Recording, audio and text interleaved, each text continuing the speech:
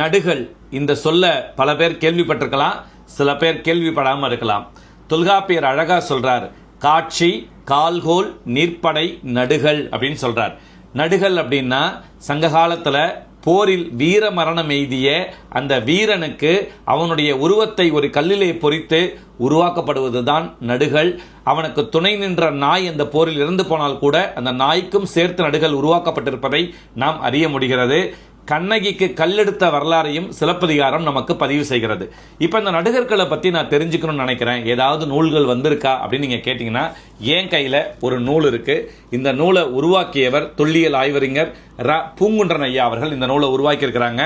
பண்டைய தமிழ் செவ்விலக்கியங்களும் நடுகர்களும் என்ற பெயரில் இந்த நூல் வெளிவந்திருக்கிறது. சமூகம் அரசியல் மொழி என உட்தலைப்பிட்டு இந்த நூல் வெளிவந்திருக்கிறது.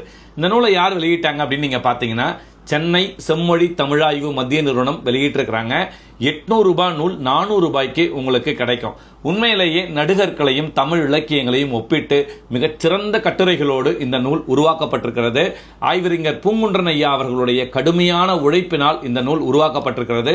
பின்னிணைப்பா 113 ஆவணங்களை இதில் இணைச்சி கொடுத்திருக்கிறாரு. அது தவிர அந்த ஆவணங்களுக்கும் தமிழ் இலக்கியங்கள் இருக்கக்கூடிய குறிப்புகளையும் ஒன்றிணைத்து மிக சிறப்பாக ஆய்வு நோக்கில் ரொம்ப விரிவா நுட்பமா இந்த நூலை ஐயா அவர்கள் உருவாக்கி இருக்கிறாங்க.